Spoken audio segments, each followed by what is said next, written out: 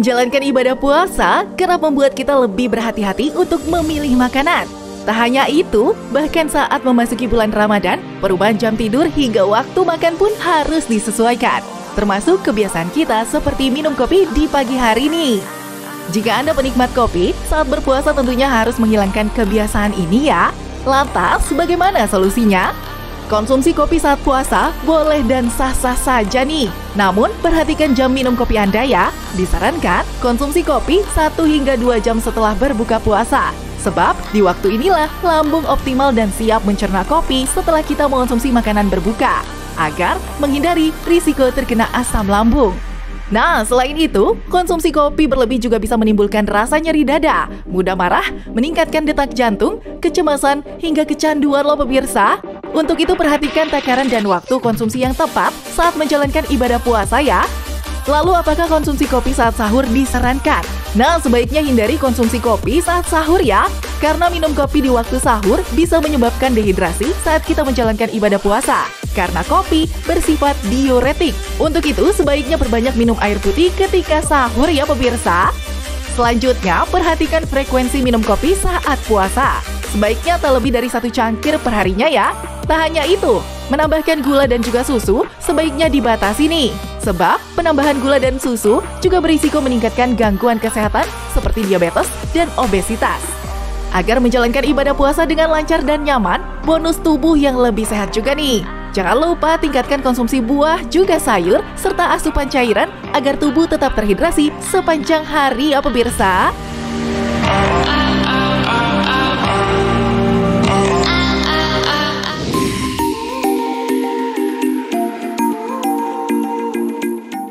Kopi menjadi minuman yang kini digemari oleh banyak kalangan, mulai dari lansia hingga remaja. Beragam jenis racikan kopi bisa menjadi pilihan yang sesuai dengan selera kita. Dari mulai kopi susu, kopi hitam, kopi tubruk, atau jenis kopi kekinian yang menjamur di mana-mana saat ini. Sebetulnya, kopi bisa masuk dalam kategori minuman sehat jika dikonsumsi tanpa gula loh pemirsa. Penasaran apa saja manfaatnya? Simak ulasannya untuk Anda. Kopi hitam tanpa gula ternyata bisa menurunkan berat badan kita ya pemirsa. Sebab kafein pada kopi akan membantu mengendalikan berat badan bahkan meningkatkan metabolisme. Namun jika Anda menambahkan gula pada kopi hitam, khasiatnya pun tak maksimal loh pemirsa. Minum secangkir kopi hitam tanpa gula ternyata juga bisa mencegah depresi. Kafein pada kopi hitam tanpa gula ini bisa merangsang sistem saraf pusat. Selain itu, kafein juga meningkatkan senyawa kimia dopamin atau hormon kebahagiaan di otak kita. Kandungan kafein pada kopi hitam tanpa gula ini juga bisa memiliki bonus dan manfaat lainnya seperti mampu meningkatkan stamina hingga menjaga energi tubuh kita. Bahkan, dalam penelitian, kafein bisa meningkatkan daya tahan otot hingga mencegah tubuh agar tidak cepat lelah ketika sedang berolahraga.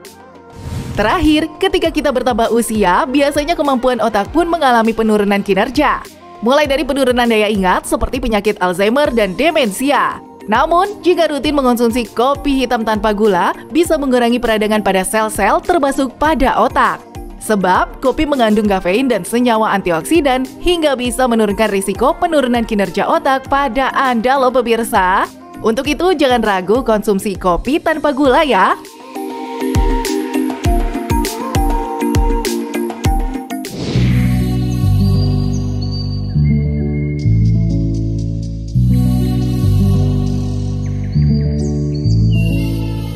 Kopi dan teh kerap kita hadirkan tak hanya saat sarapan saja, namun bisa hampir di setiap waktu makan kita. Padahal tahukah pemirsa jika tak semua makanan bisa kita konsumsi bersamaan yang bisa menyebabkan sejumlah gangguan kesehatan.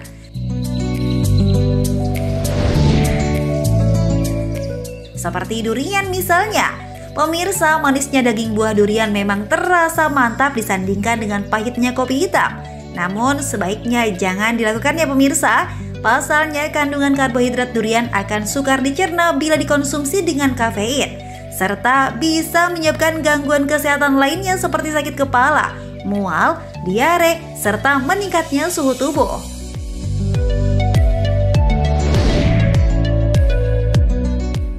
Kopi atau teh juga sebaiknya tak dikonsumsi bersamaan dengan susu, yogurt, juga keju, karena akan menghambat penyerapan zinc juga kalsium yang terkandung pada olahan susu tersebut yang terbuang melalui urin.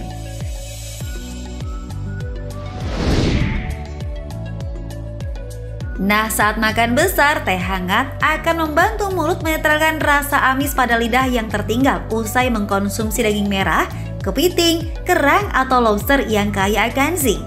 Namun pemirsa, sebaiknya mulai kini ganti minuman Anda dengan air mineral saja, baik sebelum dan sesudah makan, karena kafein pada teh juga justru akan menghambat penyerapan zinc. Begitupun juga dengan kopi. Zat tanat pada kopi akan sulit dipecah oleh tubuh, sehingga zinc akan ikut terbuang bersama urin.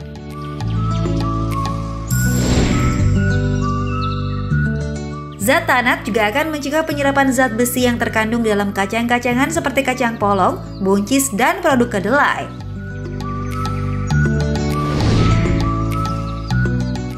Terakhir adalah vitamin.